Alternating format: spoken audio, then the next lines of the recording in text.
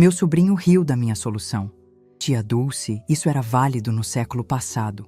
Eu sou Dulce, 68 anos, viúva. Mal sabia ele que o passado é a raiz que sustenta a árvore.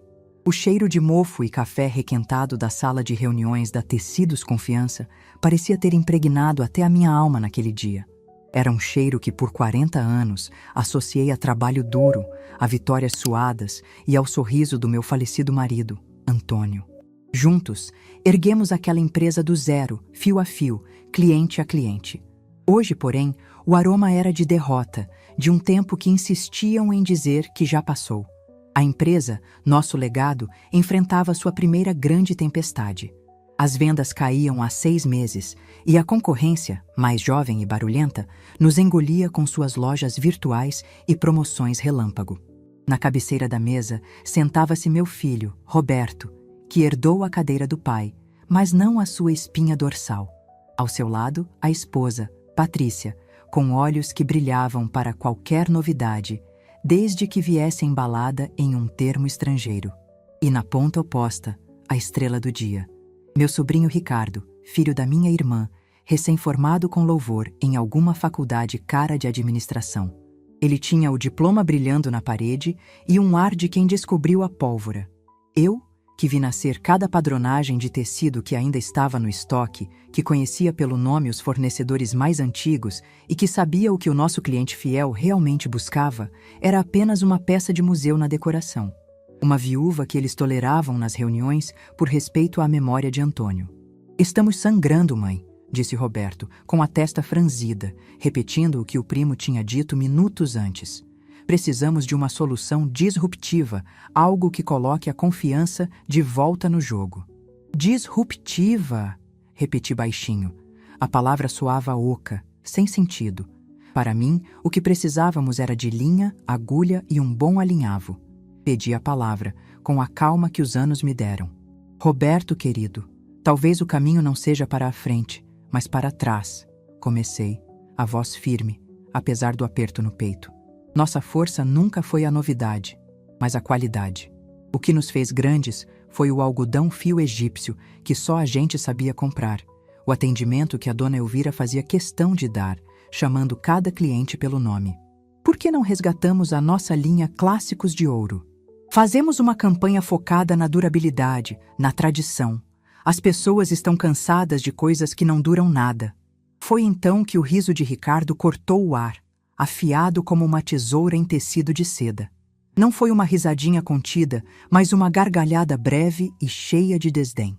"Tia Dulce, com todo o respeito, a senhora está pensando como no século passado", ele disse, ajeitando os óculos de armação moderna. Patrícia deu um sorrisinho de concordância, e meu filho baixou os olhos, envergonhado, mas sem coragem para me defender. Tradição não paga as contas. O que precisamos é de branding, e-commerce, uma plataforma integrada com marketplace e uma campanha de influencers para atingir o público jovem.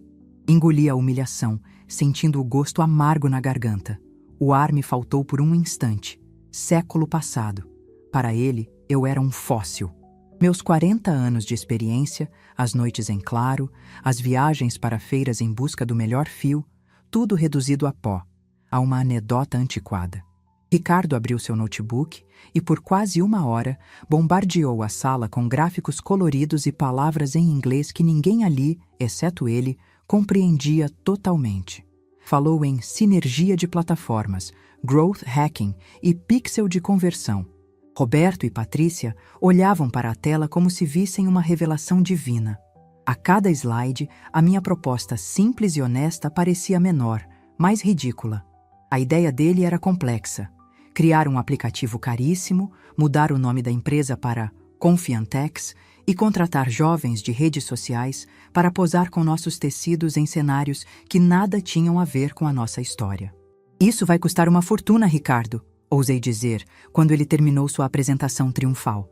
"É investimento, tia. Invest or die. Ou a gente investe, ou a gente morre", ele respondeu, sem sequer olhar para mim, já se virando para Roberto. "E então, primo? Vamos revolucionar o legado do tio Antônio ou vamos deixar a poeira tomar conta?" A decisão foi unânime. Todos concordaram com a ideia complicada e cara do meu sobrinho. Eu me abstive. Não por indecisão, mas por certeza. A certeza de que eles estavam colocando a carroça na frente dos bois. Saí da sala de reuniões em silêncio, sentindo os olhares de pena nas minhas costas. Fui para casa com o peito doendo, não pela ofensa pessoal, mas por ver o sonho de uma vida sendo colocado nas mãos de quem não entendia sua alma. Naquela noite, não consegui dormir. Fiquei na minha poltrona, revirando as caixas de fotos antigas. Em uma delas, encontrei uma imagem amarelada. Eu e Antônio, 20 anos mais novos, na frente da nossa primeira lojinha. Ao nosso lado, sorrindo, estava Armando Bastos, nosso primeiro e único sócio. Um homem brilhante, com um faro para negócios como eu nunca vi igual. Ele vendeu sua parte para nós quando decidiu se mudar para o interior, para viver uma vida mais calma. Mas sua sabedoria foi um dos pilares da Tecidos Confiança. Lembrei das suas palavras ditas na despedida. Antônio, Dulce, lembrem-se sempre, a moda passa, o estilo fica. A tecnologia muda, a qualidade permanece. Não troquem o ouro de vocês por qualquer espelho que brilha. Olhar para aquela foto me deu uma sensação estranha, uma mistura de saudade e clareza. A solução de Ricardo era o espelho brilhante. A minha era o ouro. A experiência não é um fardo do passado, é um jardim que leva anos para florescer, e só quem cultivou sabe onde estão os melhores frutos. Um diploma recém-impresso é apenas a semente. 2 semanas se passaram. 2 longas semanas em que vi a empresa da minha família se transformar num circo. O nome Confiantex foi pintado na fachada, numa tipografia que parecia de farmácia. O aplicativo caríssimo vivia travando. As tais influenciadoras postaram fotos segurando nossos tecidos finos como se fossem panos de chão, em festas e baladas. O resultado foi um desastre. Nossos clientes antigos não entenderam nada e os novos não vieram. O projeto dele fracassou. O investimento, que deveria nos salvar, apenas acelerou o sangramento. Na tarde de sexta-feira, o telefone da minha casa tocou. Atendi sem muita vontade, esperando ser meu filho para se queixar. Mas a voz do outro lado da linha era grave, um pouco rouca e trazia o som de décadas que eu não ouvia. Alô? Por favor, a dona Dulce se encontra? É ela quem fala, respondi. Dulce, você talvez não se lembre de mim. Aqui é o Armando, Armando Bastos. Fui sócio do seu saudoso Antônio há muitos anos. Meu coração deu um salto. Fiquei em silêncio por um segundo, processando o nome, a voz, o passado inteiro que voltava com aquela ligação. Era a ligação que mudaria tudo. A peça que faltava no meu tabuleiro silencioso. O projeto do meu sobrinho tinha acabado de morrer, e o verdadeiro conhecimento, a verdadeira experiência, estava batendo à minha porta através de um fio de telefone. A voz de Armando Bastos no telefone era como encontrar um baú esquecido no sótão. Uma relíquia empoeirada que, ao ser aberta, revelava um tesouro de valor incalculável.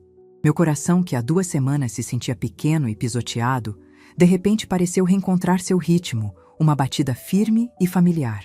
Armando? Meu Deus! Armando? É você mesmo? Minha voz saiu um pouco trêmula, mas não de fraqueza, e sim de uma emoção que eu não sentia há anos. Pensei que estivesse vivendo numa fazenda, isolado do mundo.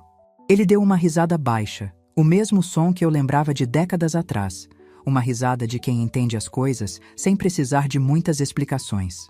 Até tentei, Dulce, mas mato não dá em gente. Voltei para a cidade há uns 5 anos. Estou em outra área agora, hotelaria de luxo, mas sempre mantenho um olho no nosso velho ramo, o dos tecidos. E foi por isso que liguei. Ouvi um boato no mercado, uma história estranha sobre a Tecidos Confiança ter virado Confiantex. Fiquei preocupado. Isso não soa como algo que você e o Antônio fariam. Sua preocupação genuína foi como um bálsamo. Ele não ligou para julgar ou rir, mas para entender. Sentei-me na minha poltrona, o mesmo lugar onde eu havia remoído minha humilhação, e senti uma nova energia. Com uma calma que surpreendeu a mim mesma, contei a ele tudo o que havia acontecido. Descrevi a reunião, a sugestão que dei, a risada do meu sobrinho e o projeto mirabolante que sugou as economias da empresa em 15 dias. Eu não reclamei, não me fiz de vítima. Apenas relatei os fatos, como se estivesse apresentando um relatório de perdas e danos. Houve um longo silêncio do outro lado da linha. Quando Armando falou, sua voz era dura como granito. Eles pegaram o ouro que vocês garimparam por uma vida inteira e trocaram por um punhado de contas de vidro coloridas. Dulce, o Antônio deve estar se revirando no túmulo. Ouvir aquilo de outra pessoa, especialmente dele, validou cada sentimento que eu havia sufocado. Não era eu que estava velha e ultrapassada. Era a visão deles que era superficial e imediatista. Eu sei, Armando. Eu sei, foi tudo o que consegui dizer. Pois então escute com atenção, ele continuou, o tom mudando de indignado para estratégico. Eu não liguei só por saudade, Dulce. Liguei porque tenho uma oportunidade. O grupo para o qual trabalho está lançando uma nova rede de hotéis boutique pelo Nordeste. O conceito é luxo com alma brasileira. Estamos fartos de tecidos sintéticos da China. Queremos linho de verdade, algodão puro, chita de primeira qualidade, com padronagens exclusivas que contem uma história. Estamos procurando um fornecedor que entenda de tradição, que tenha alma no que faz. E o primeiro nome que me veio à cabeça foi Tecidos Confiança, a verdadeira, não essa Confiantex. Fiquei sem ar. Não era uma encomenda pequena, uma salvação temporária. Era um projeto gigantesco. Um contrato que poderia não apenas reerguer a empresa, mas levá-la a um patamar que nem eu e Antônio havíamos sonhado. Era um reconhecimento, vindo do mundo dos negócios de hoje, de que a minha ideia, a minha visão do século passado, era exatamente o que o mercado de luxo procurava. Armando, eu não sei o que dizer. A empresa está um caos, confessei. Eu sei que está. E sei que você é a única pessoa que pode arrumar essa bagunça. Ele disse, com uma convicção que me fez endireitar a coluna. Eu preciso de um fornecedor com a qualidade de vocês, e vocês precisam de um cliente que entenda o valor do que fazem. O contrato é grande, Dulce. Os valores são altos. Mas a minha condição é uma só. Eu negocio com a Tecidos Confiança, que eu conheci. Aqui era sinônimo de excelência. Eu preciso da sua garantia, da sua palavra, de que a qualidade virá em primeiro lugar. A conversa durou mais 1 hora. Ele me detalhou os tipos de tecido, as metragens, os prazos. Minha mente, que andava lenta e triste, começou a trabalhar em alta velocidade. Eu já visualizava os rolos de linho cru, as estampas que poderíamos resgatar do nosso catálogo antigo, os artesãos que poderíamos contratar. Eu sentia o cheiro da goma dos tecidos novos, ouvia o som dos teares.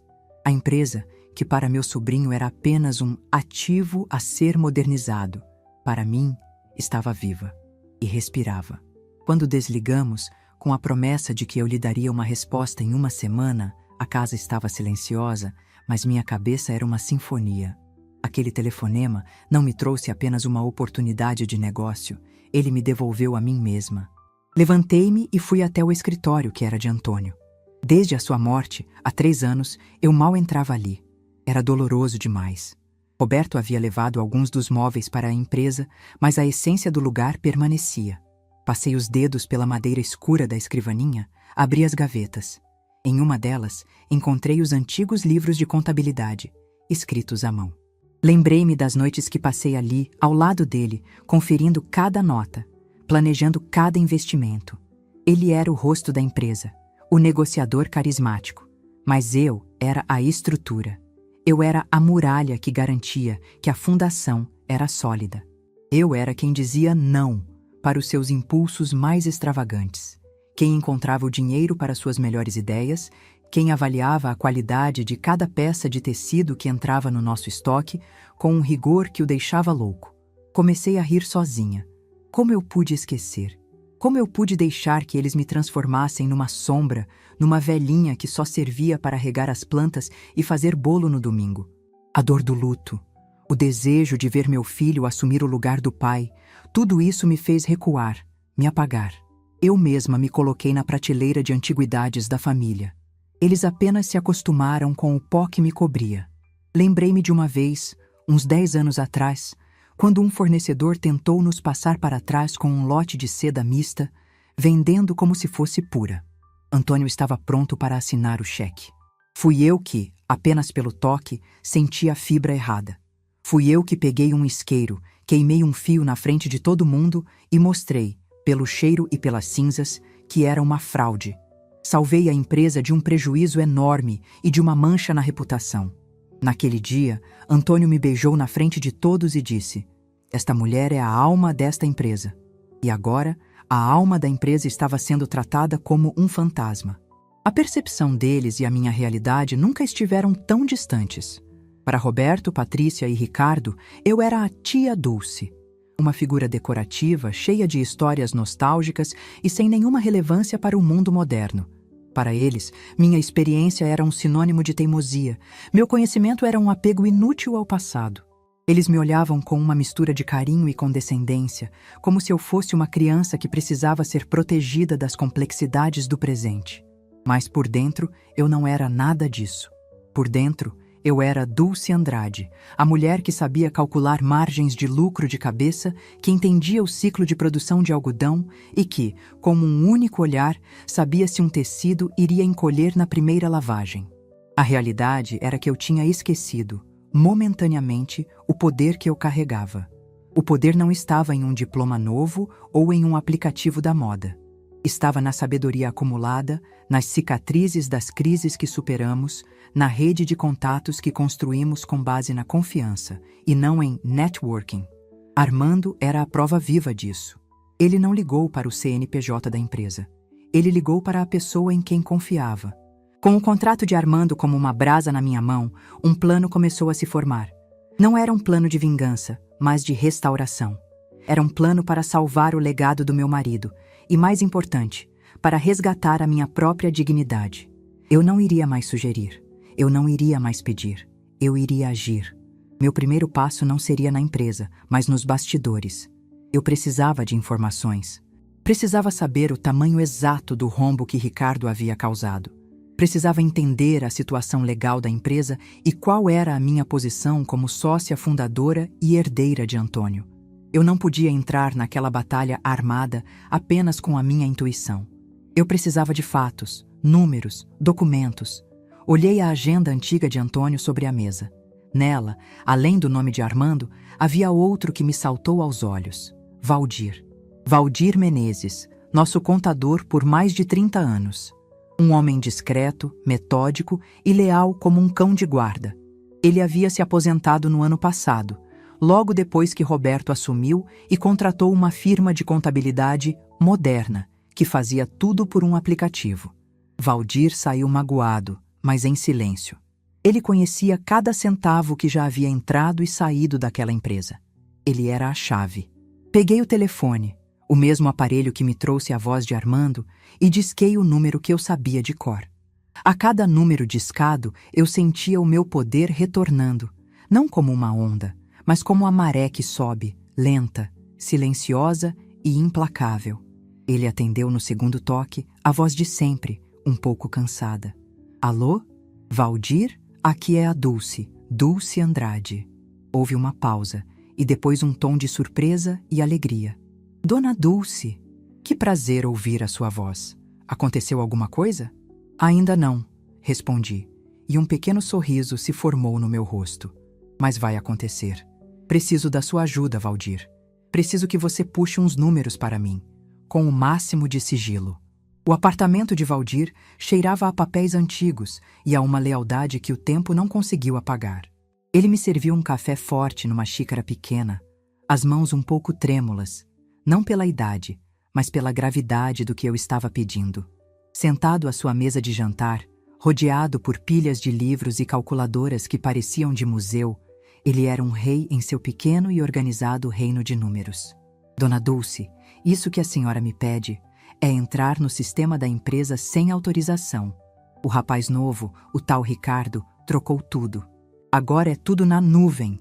Ele disse que meu método era obsoleto", Valdir confessou, a mágoa evidente em sua voz. "Valdir, o método dele quase faliu a empresa em 15 dias. O seu método a manteve de pé por 30 anos", respondi com firmeza, olhando em seus olhos.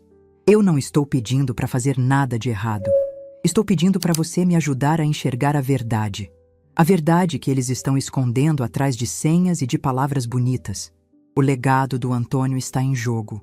O seu legado, de certa forma, também está. Isso o atingiu. Valdir respirou fundo, e a hesitação em seu rosto deu lugar a uma determinação sombria. Ele ligou seu computador, um aparelho mais antigo, porém bem cuidado, e por quase 2 horas, seus dedos dançaram sobre o teclado com uma agilidade surpreendente. O silêncio era quebrado apenas pelo som das teclas e por seus murmúrios ocasionais. Incompetentes, amadores. Meu Deus, onde eles aplicaram esse dinheiro? Ao final, ele virou a tela para mim. Os números brilhavam em vermelho, um banho de sangue financeiro. O prejuízo era pior do que eu imaginava.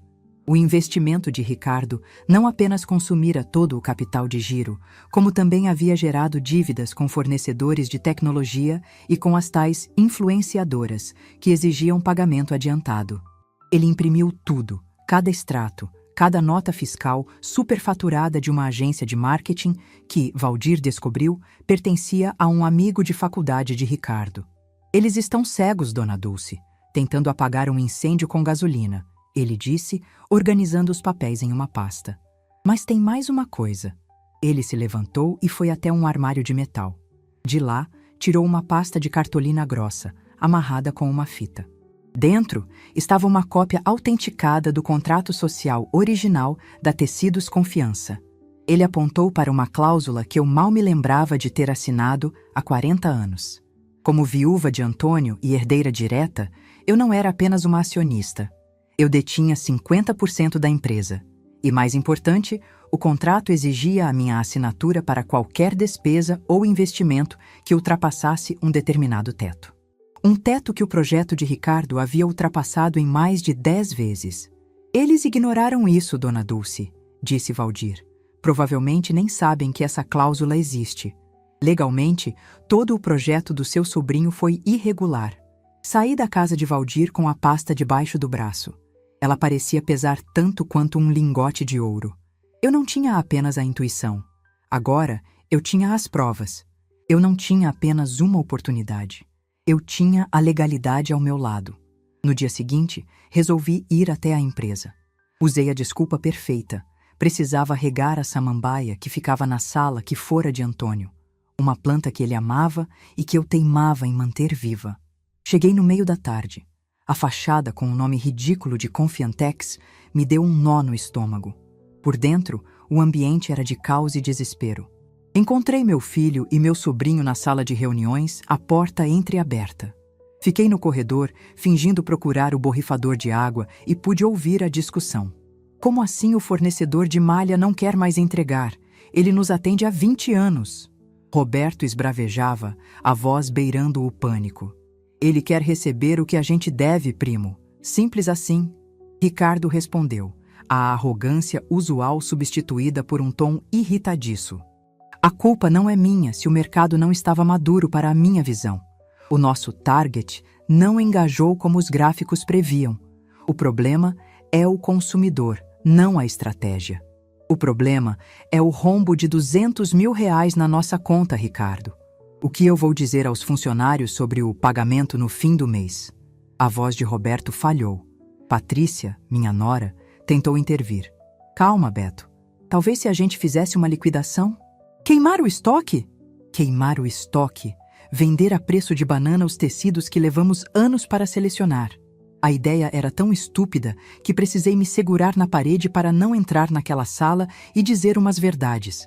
Eles estavam completamente perdidos, dando cabeçadas, cada um tentando se eximir da culpa. E em momento algum, a ninguém ali ocorreu a ideia de voltar atrás, de admitir o erro, de procurar a solução na simplicidade. Eles estavam viciados na complicação. Fui até a sala de Antônio em silêncio, reguei a samambaia e, ao sair, passei pela recepção. A jovem que eles contrataram mal me olhou, ocupada demais com o celular. A antiga recepcionista, a Lourdes, que se aposentara no ano anterior, saberia o nome dos meus netos. Aquilo não era mais a minha empresa. Era um corpo estranho, com um nome feio e sem alma. Naquela noite, iniciei a segunda fase da minha execução silenciosa. Liguei para Armando. Minha voz era calma e profissional. Agradeci a proposta e disse que tinha interesse, mas que antes de firmar qualquer compromisso, eu gostaria de entender melhor as necessidades do seu projeto. Pedi os nomes dos arquitetos responsáveis pela decoração dos hotéis. Sugeri que uma visita a uma das unidades, já em funcionamento, poderia me ajudar a criar uma proposta de tecidos mais assertiva. Armando ficou impressionado. Dulce, você está pensando como uma verdadeira parceira de negócios. Claro, vou te colocar em contato com a equipe. Quando quer vir? Agendei a visita para a semana seguinte. Depois, passei a madrugada debruçada sobre os catálogos antigos da Tecidos Confiança. Eu não estava apenas montando uma proposta comercial. Eu estava ressuscitando a identidade da empresa. Selecionei tecidos que tinham história, padronagens que meu marido havia desenhado, inspirado em azulejos coloniais, o linho rústico que comprávamos de uma cooperativa de mulheres no interior. Cada tecido teria um nome, uma origem, um porquê. Era exatamente o luxo com alma brasileira que Armando procurava. O telefonema do meu filho veio na quarta-feira, exatamente como eu previ. A voz dele era uma mistura de desespero e vergonha. Mãe, tudo bem? Ele começou com rodeios, perguntando da minha saúde, das plantas. Eu respondia de forma monossilábica, esperando ele chegar ao ponto. Então, mãe, a coisa aqui na empresa está complicada, muito complicada. O banco não quer mais conversa com a gente. Eu estou de mãos atadas. Ele fez uma pausa dramática. Eu esperei. Eu sei que a senhora sempre foi econômica. Pensei se a senhora não teria umas economias que pudesse emprestar para a empresa. Só para a gente respirar. Eu devolvo tudo com juros, eu juro. Senti uma pontada de pena, mas a apaguei imediatamente. A pena não o ajudaria, apenas o afundaria mais no mesmo erro. Era hora de a calmaria na minha voz se tornar um bisturi. Roberto, eu posso até pensar no assunto, comecei, e pude ouvir o alívio na sua respiração. Mas antes, preciso de algumas informações. Qual foi o valor exato, com centavos, do prejuízo que o projeto do Ricardo causou? Silêncio do outro lado. Eu não sei de cabeça, mãe. Foi um valor alto. Eu preciso do número exato. Insisti, calmamente. Também quero saber qual é o passivo circulante da empresa no dia de hoje. E qual a projeção de fluxo de caixa para os próximos 30 dias, já contando com a folha de pagamento. O silêncio agora era pesado, denso. Eu sabia que ele não tinha a menor ideia do que eu estava falando. Eram perguntas básicas de gestão que Antônio e eu discutíamos toda semana. Ele estava tentando pilotar um avião sem saber ler o painel.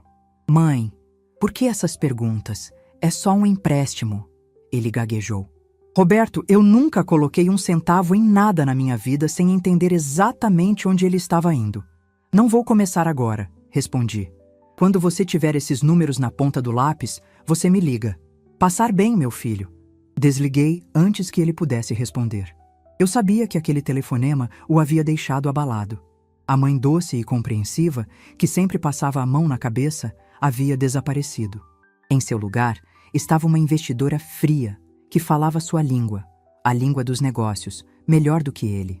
A confusão dele era o primeiro sinal de que o chão sob seus pés estava mudando.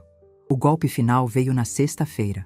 Após consultar Valdir mais uma vez para ter certeza dos meus direitos, contatei uma advogada que ele me indicou. Doutora Aline, uma mulher jovem, de fala rápida e olhar cortante. Expliquei toda a situação, mostrei a pasta com os documentos. Ela leu a cláusula do contrato social e seus olhos brilharam. Dona Dulce, a senhora tem uma mina de ouro aqui. Eles estão em descumprimento contratual grave. A senhora tem todo o direito de intervir. Seguindo suas instruções, ela redigiu uma notificação extrajudicial. Era um documento formal, frio, que em nome da acionista Dulce Andrade, detentora de 50% das cotas da empresa, exigia, primeiro, a suspensão imediata de todos os pagamentos e despesas não essenciais. Segundo, a apresentação de um balanço contábil completo e detalhado dos últimos 6 meses. E terceiro, o agendamento de uma auditoria externa independente, a ser custeada pela empresa, para apurar as irregularidades administrativas. A notificação foi entregue por um oficial de justiça no fim da tarde. Eu imaginei a cena. O homem de terno entregando o envelope pardo, a confusão na recepção, Roberto abrindo a carta, a sua palidez ao ler o texto legal, a sua incredulidade ao ver o meu nome, claro como o dia, no final do documento, como a mandante daquela ação. Não precisei esperar muito. Às 6 da tarde, meu telefone tocou. Era Roberto. Atendi e não disse nada. Mãe, ele começou. A voz era um fio, uma mistura de choque, raiva e pavor. Que brincadeira é essa? Que história é essa de auditoria? De bloquear as contas?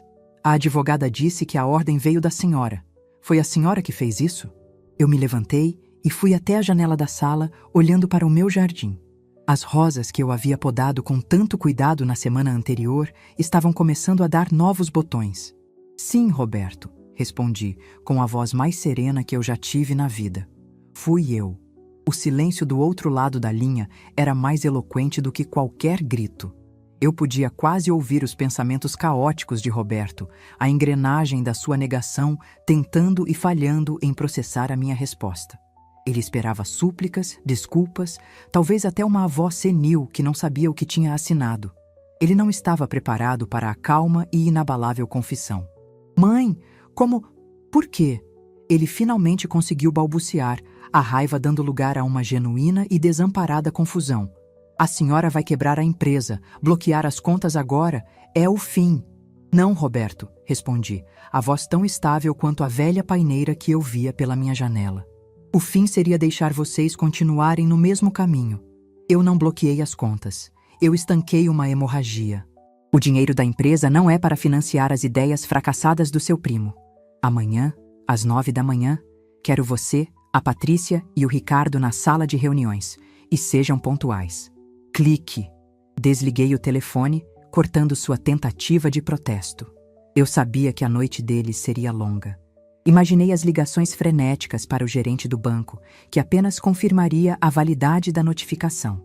Imaginei Ricardo, em sua arrogância ferida, tentando encontrar uma brecha legal em seu notebook, apenas para descobrir que a lei antiga do século passado era feita de rocha. Imaginei suas tentativas frustradas de me pintar como uma louca, uma velha amarga querendo se vingar. Mas a verdade, documentada na pasta que estava sobre a minha mesa, era inegável. Eles não estavam lutando contra uma velhinha. Estavam lutando contra os fatos. Na manhã seguinte, escolhi minha roupa como uma general escolhe sua armadura. Abri meu guarda-roupa e ignorei os vestidos floridos e os cardigãs confortáveis. No fundo, envolto em uma capa de plástico, estava um terninho azul marinho, de corte clássico, que eu não usava desde o funeral de Antônio. Vestiu. A mulher que me olhou de volta no espelho não era a vovó que fazia bolo. Era Dulce Andrade. Senti-me mais alta, mais forte. A dor da lembrança do luto foi substituída por um senso de propósito. Cheguei à empresa às 8h50. Valdir e a doutora Aline já me esperavam no estacionamento. Valdir, em seu melhor terno, carregava uma pasta de couro que parecia conter todos os segredos do mundo. Doutora Aline, com sua energia vibrante e um olhar que não admitia réplicas, me deu um sorriso confiante. Entramos os três juntos. A recepcionista, pela primeira vez, levantou os olhos do celular, surpresa com a nossa chegada. Quando abrimos a porta da sala de reuniões, eles já estavam lá. Roberto, com olheiras profundas. Ricardo, com uma expressão de desdém mal disfarçado, batucando os dedos na mesa. E Patrícia, que olhou para mim, depois para a advogada, e seu rosto se tornou uma máscara de ansiedade. O ar era pesado, carregado de ressentimento. Bom dia, eu disse, a voz ecoando na sala. Sentei-me na cadeira da cabeceira, a cadeira que fora de Antônio, o lugar que era meu por direito. Doutora Aline sentou-se à minha direita, e Valdir à minha esquerda. Colocamos nossas pastas sobre a mesa com um som uníssono e seco. A dinâmica de poder daquele ambiente havia se invertido de forma sísmica. Eu não vou tomar muito do tempo de vocês, comecei, ignorando as suas expressões hostis. Chamei esta reunião para esclarecer os fatos e definir o novo rumo da empresa que eu e meu marido fundamos. Voltei-me para o Valdir. Valdir, por favor. Com a calma de quem domina seu ofício, Valdir se levantou e, sem usar nenhum termo em inglês, distribuiu cópias de um relatório. Senhores, esta é a análise financeira dos últimos 2 meses. Resumindo, o projeto Confiantex custou à empresa, entre despesas diretas e multas contratuais, por quebra de acordo com fornecedores antigos, o valor exato de R$ 287.450,22. Isso consumiu todo o capital de giro e colocou a empresa em um estado de insolvência técnica. Ricardo tentou interromper. Isso é uma simplificação absurda. Havia um potencial de retorno. Doutora Aline o cortou, sem levantar a voz. Senhor Ricardo, seu potencial de retorno é irrelevante diante do fato de que, segundo o contrato social da empresa, a sua contratação como consultor e a aprovação de seu projeto foram feitas de forma irregular, sem a assinatura obrigatória da acionista majoritária aqui presente. Legalmente, a senhora Andrade tem o direito de reaver este prejuízo pessoalmente de quem o autorizou. O rosto de Roberto ficou branco como cera. Patrícia olhou para o marido como se nunca o tivesse visto antes. A ameaça de uma ação judicial pessoal pairou no ar, gelada e aterrorizante. O desdém de Ricardo finalmente se quebrou, dando lugar a um brilho de puro pânico em seus olhos. Eles estavam encurralados, humilhados pelos números e pela lei. Era o momento. Abri a minha pasta. Dela, não tirei relatórios de prejuízo, mas sim um projeto encadernado, com uma capa simples e elegante que dizia: Tecidos Confiança em Hotéis Bastos, uma parceria de raízes brasileiras. Coloquei o projeto no centro da mesa. Enquanto vocês estavam ocupados afundando o navio, eu disse, a voz calma, mas cortante, eu estava construindo um porto seguro. Na semana passada, recebi uma ligação de Armando Bastos. O nome fez Roberto levantar a cabeça. O sócio do papai? O próprio. Ele agora é um dos diretores de uma das maiores redes de hotéis de luxo do país, e ele precisa com urgência de um fornecedor exclusivo de tecidos de alta qualidade para todas as suas novas unidades. Ele quer a Tecidos Confiança que ele conheceu, não a Confiantex que vocês inventaram. Deslizei o projeto para o centro da mesa. Esta é a minha proposta. Um contrato de 5 anos, com um faturamento estimado, apenas no primeiro ano, de quase R$ 2 milhões, um valor 3 vezes maior que o melhor ano da nossa história. O silêncio na sala era tão profundo que eu podia ouvir a minha própria pulsação. Patrícia pegou o projeto, os olhos arregalados, passando as páginas que continham as amostras de tecido que eu havia selecionado, as projeções de lucro, as cartas de intenção dos arquitetos de Armando. Ricardo riu, um som estrangulado, sem humor. Isso é um blefe, é impossível. Como a senhora, sem nenhum... Doutora Aline, sem dizer uma palavra, pegou um envelope timbrado de sua pasta e o deslizou pela mesa até ele. Era uma carta de intenções oficial, assinada por Armando Bastos, condicionando o contrato à reestruturação imediata da empresa e à minha gestão pessoal do projeto. Cheque mate. O choque em seus rostos foi a minha resposta. Não havia mais argumentos, não havia mais jargões em inglês, não havia mais teorias modernas. Havia apenas a realidade nua e crua, o fracasso deles e o meu sucesso. A velha do século passado tinha acabado de lhes mostrar o futuro. Levantei-me, sentindo o poder fluir em minhas veias, uma força que vinha de 40 anos de trabalho e de uma certeza redescoberta. Portanto, as coisas vão mudar, anunciei, e minha voz era a voz da dona daquela empresa. A partir deste exato momento, eu reassumo a presidência do conselho e a direção executiva da Tecidos Confiança. A auditoria prosseguirá, para que saibamos cada centavo que foi desviado da sua finalidade. Olhei para Ricardo, que me encarava com uma mistura de ódio e incredulidade. Ricardo, a sua consultoria, além de desastrosa, foi ilegal. Seus serviços não são mais necessários. Peça para a recepcionista preparar o seu acerto, e eu sugiro que você não discuta. Depois, virei-me para o meu filho. Ele parecia ter envelhecido 10 anos em 1 hora. Roberto, você me decepcionou. Você desonrou a memória do seu pai, não por errar, mas por ser fraco e se deixar levar por conversas bonitas. Mas você é meu filho e tem o sangue Andrade. Você vai ficar, mas não na cadeira do seu pai. A partir de segunda-feira, seu cargo será de gerente de estoque.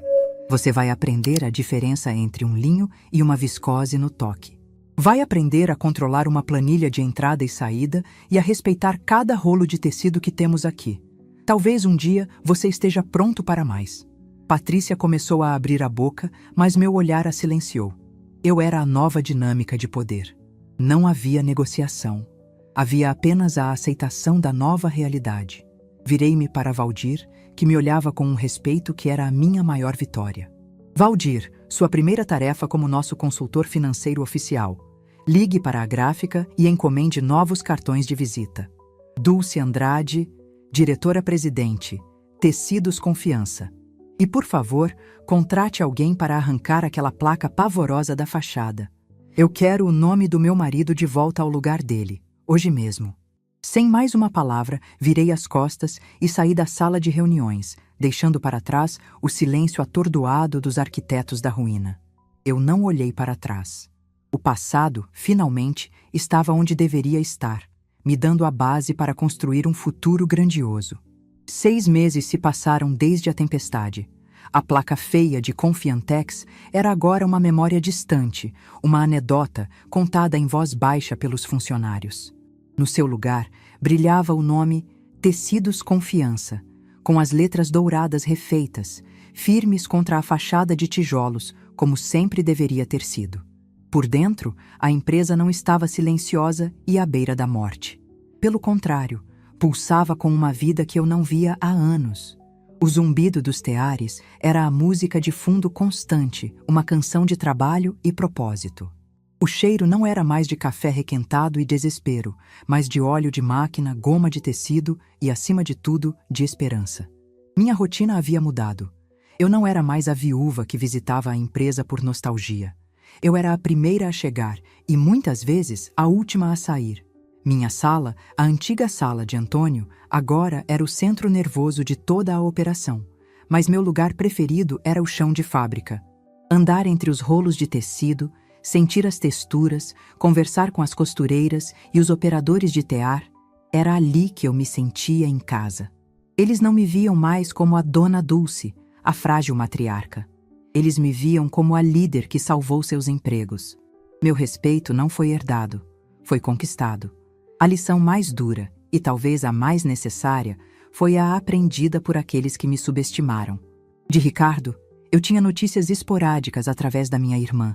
O gênio das startups, o mestre dos jargões em inglês, depois de ser demitido, descobriu que o mercado de trabalho real era bem diferente das suas planilhas. Sem o nome da família para abrir portas, seu currículo inflado não o levou longe. A última notícia que tive era que ele estava trabalhando no setor de vendas de uma loja de telefonia. Um banho de humildade forçado que, eu esperava, um dia lhe ensinaria o valor do trabalho de verdade. Patrícia, minha nora, havia passado por uma transformação notável. O choque inicial deu lugar a uma admiração pragmática. Vendo os lucros entrarem, o nome da família ser associado ao sucesso e ao luxo, ela se tornou minha maior aliada.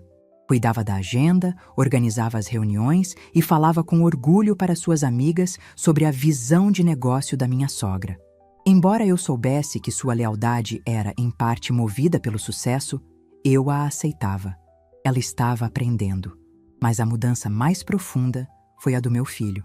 Ver Roberto no primeiro mês como gerente de estoque foi doloroso. Ele trabalhava em silêncio, o rosto fechado, o ressentimento evidente em cada caixa que ele carregava. Ele estava cumprindo uma penitência. Eu não o pressionei. Apenas o deixei aprender com o peso do próprio erro. E aos poucos, algo começou a mudar. Ele começou a fazer perguntas, a interessar-se pelos tipos de fio, a entender a logística complexa por trás de cada pedido. O trabalho manual, o contato direto com o produto que seu pai tanto amava, estava lentamente curando a sua arrogância. A virada aconteceu numa tarde de terça-feira. Ele veio até a minha sala, batendo na porta antes de entrar, algo que nunca fazia. Trazia consigo uma prancheta. "Mãe", ele começou e se corrigiu. "Dona Dulce". Eu estava revisando o pedido da cooperativa de linho e o plano de corte para as toalhas do Hotel Bastos. Notei que, se ajustarmos o molde em 2 centímetros, conseguimos um aproveitamento melhor da peça. Isso pode nos gerar uma economia de quase 8% no lote todo, sem sacrificar a qualidade. Ele me mostrou seus cálculos. Eram precisos, inteligentes. Pela primeira vez, eu não vi em seus olhos a sombra do pai que ele tentava imitar, mas um brilho próprio, o de um homem que estava finalmente entendendo o negócio de dentro para fora. É uma ótima observação, Roberto. Excelente trabalho, eu disse, e o orgulho na minha voz era genuíno. Prepare um relatório. Vamos implementar isso imediatamente. Ele apenas assentiu, mas eu vi um pequeno sorriso em seu rosto ao sair. Era o começo da sua redenção. Ele não estava mais no caminho para herdar uma cadeira, mas no caminho para merecê-la. O impacto da nossa ressurreição se espalhou para além das paredes da fábrica. Com o contrato de Armando, recontratamos todos os funcionários que haviam sido demitidos na gestão desastrosa de Ricardo. Reativei nossa parceria com a Cooperativa de Artesãs do Interior, encomendando bordados exclusivos para uma linha de enxovais de luxo, o que garantiu trabalho para dezenas de famílias. A Tecidos Confiança voltou a ser um pilar na comunidade, não apenas como empregadora, mas como guardiã de uma tradição. Armando visitou a fábrica alguns meses depois para ver a produção. Ele andou pelo galpão revitalizado, tocou os tecidos, viu a qualidade impecável e o orgulho no rosto dos trabalhadores. Ao final da visita, em minha sala, ele segurou minhas mãos. Dulce, o que você fez aqui é um milagre. Nossos hóspedes não param de elogiar. Eles dizem que nossos hotéis têm uma alma que os outros não têm. Essa alma está aqui, nestes tecidos, na história que você resgatou. Você não apenas salvou o seu negócio, você enriqueceu o meu. Naquela noite, fiquei até mais tarde no escritório. A fábrica já estava silenciosa e a única luz acesa era a do meu abajur. Olhei para na fotografia na minha mesa, a mesma de mim e de Antônio, sorrindo em frente à nossa primeira loja.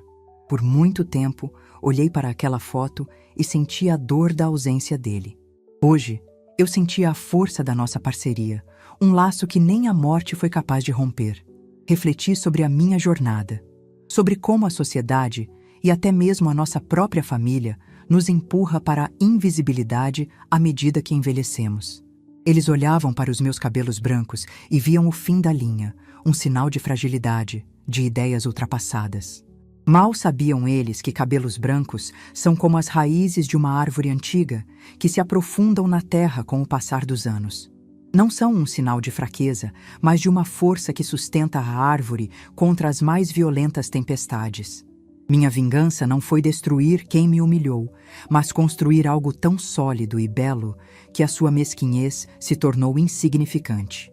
Meu legado não seria o de uma viúva que se apagou, mas o de uma mulher que se recusou a ser um ponto final e decidiu se tornar um novo começo. O futuro da Tecidos Confiança era brilhante. Roberto estava a caminho de se tornar um líder de verdade. E eu não estava nem perto de pensar em aposentadoria. Eu estava transbordando de ideias. Abri sobre a minha mesa um grande papel em branco. Peguei um lápis de carvão e comecei a desenhar. As linhas fluíam, inspiradas nas curvas dos rios, na força das raízes, nas cores da nossa terra.